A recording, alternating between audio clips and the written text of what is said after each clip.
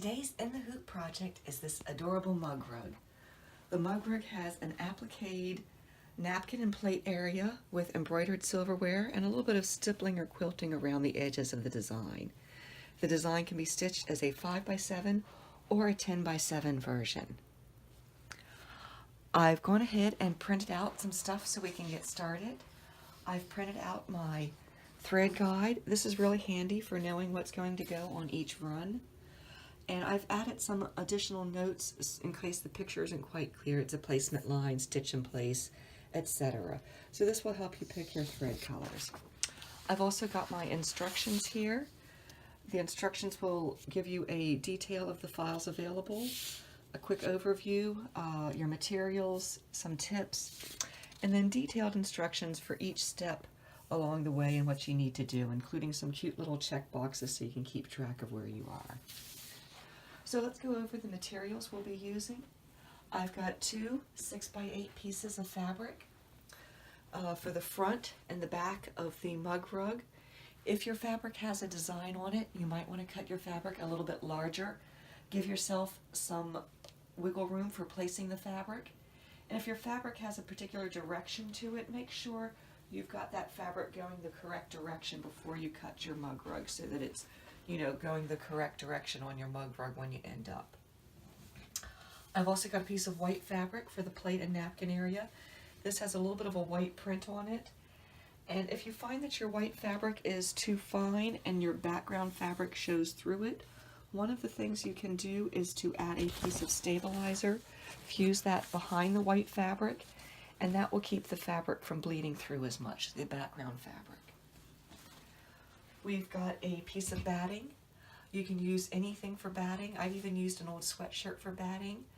I get most of mine from my mother after she makes quilts and trims the edges. The scraps of the batting from the quilt are just about wide enough to make a mug rug.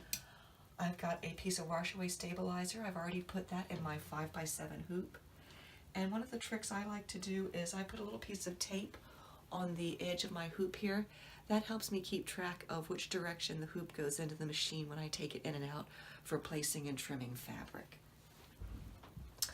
I've got my scissors for trimming the applique. I like these short scissors with a little bit of a curve. They make it real handy for getting in close.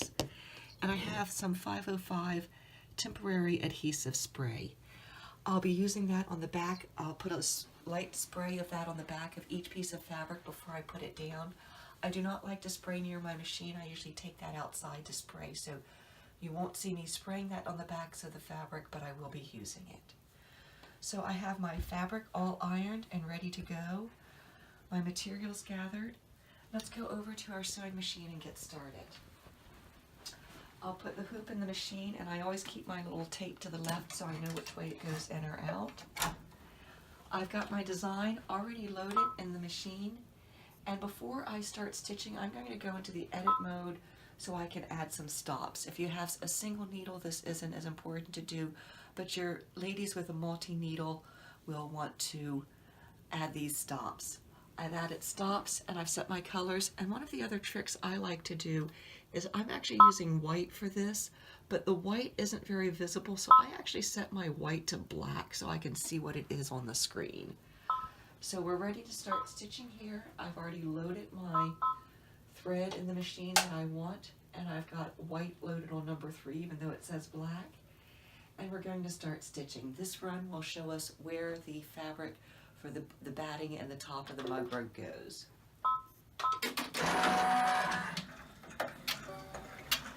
That run is complete, so we can bring this over and we're going to lay our fabric down. And you're just going to center your fabric over I've already sprayed some 505 on this, so I'm just going to center that over those stitched lines. And then I'll put the front fabric over top of that. And one of the other things you can do is turn this over and you can see where that stitched line was. That shows me I've got enough room around that stitched line. So I'm just going to take a quick press, make sure that's pressed down firmly, and we will take this back to our machine and finish stitching. This next run is going to stitch the fabric and the batting in place.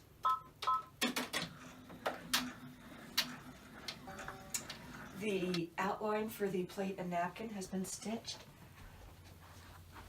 So we will take this over here, and again we put a little 505 on the back of our plate fabric, and we're just going to lay that over top of it. Make sure you can feel the edges, and if I do a little bit of a press, you can kind of just see the edges right there, a little bit of a dimple where that's going to be stitched. So just make sure that's in there. Give that a little pressing. I don't actually have any heat, just keeping it, smushing it firm and smoothing it in place. So we'll put this back over to our machine, and we will secure that plate in place.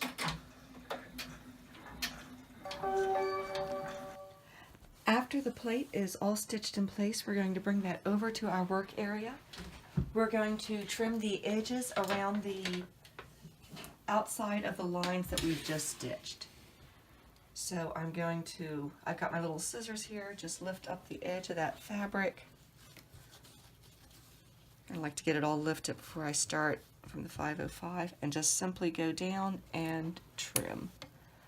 And just trim right alongside of that. There. And up here.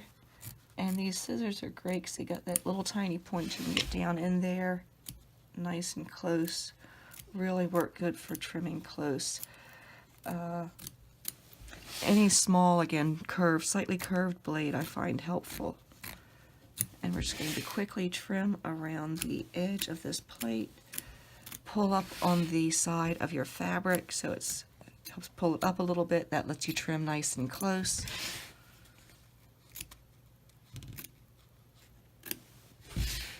And up this last edge, and we should be done. Take a second, and that little points up there on the top of the napkin, make sure you trim those so they don't stick out the sides of your design. All stitched, we will take this back to our machine and put the hoop back in. At this point, it's going to stitch the outline around the napkin, then the outline around the plate and the details on the plate and the silverware, and then we're going to stop again so that we can add the back. So we'll let this start stitching, and we'll see you back in a few minutes. The design has finished stitching the placement run for the back, so I'm ready to bring it over to my work area. At this point, I'm going to trim the top and the batting, and then we'll turn it over and we'll put on our back fabric. So I'm just going to lift these up. I might make sure that's loose, and again, just trim right along this edge.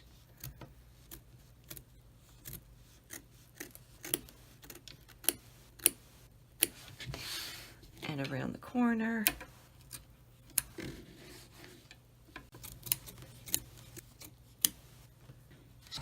So we're going to turn this over. I am going to take a second and trim any threads on the back, especially those near the edge that might stick out. And then we're going to take our back fabric and we're going to set that down on our back of our design. Make sure it's covering the edges. You can kind of pick up the corners and make sure that you've got an adequate amount hanging out on each corner that's going to be there for trimming. So I'll just turn this back over, press it lightly. Now you want to be careful when you put this back in your machine because you've got this fabric below the stabilizer.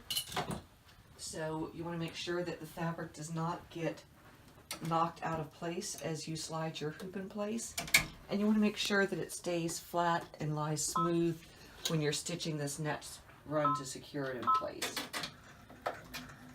And we'll pause again after this run to trim the back edges, the back side of the fabric. So after the back is secured in place, remove your hoop from the machine.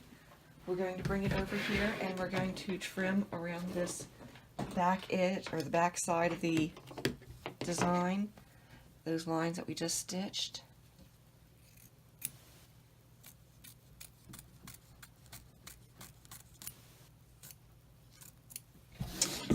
again, just pull up slightly on the edge of the fabric. If you find that you've got places that didn't cut quite good, you can just push up lightly from the back and just come back and trim along those a little closer. I think we're pretty good here. So I'm going to put my hoop back in the machine, and it's going to stitch that stippling and then the satin stitch around the edge. And since this run is going to be visible on the back of my machine, I actually want to use a light purple or a matching bobbin thread. So I've got a light purple bobbin thread that I'm switching to here for these final couple of runs, since they will be visible on the back of your mug rug. So we'll let this stitch, and we'll come back in a few minutes and we'll be able to finish off our design. Our design is all finished stitching, so we can go ahead and remove it from our machine. Thank you, sweetheart. We're going to bring it on over here and unhoop it. Trim any stitches left on the back. And what I'm going to do now is just trim off a little bit of the excess stabilizer. I'm going to leave about an inch, half inch, at least an inch left for me to grab and pull off. I think it makes it a little easier to remove. I don't want too much there to deal with, but cut a little bit of it off. So we're going to bring this into the bathroom where we can rinse it. I've got a sink here. Now I'm going to fill the sink with some cold water so that I can just dip each of these edges in succession, and then that stabilizer should pull right away. I've got a little cup here that I'm going to put the excess stabilizer in after I pull it off so that I don't have it going down the drain. So I've got my sink. That should be enough water in it, cold water in the sink. And again, like I said, I'm just going to dip each edge right up just to about where the satin stitching goes. And then I can come and grab, and those edges just pull right off. And I take this excess stabilizer and I drop it in a cup so that I don't have it going down the drain. If you still have some fuzzies left on the edge there from the stabilizer, just wet your fingers and run them along the edges, and it will clean those right up.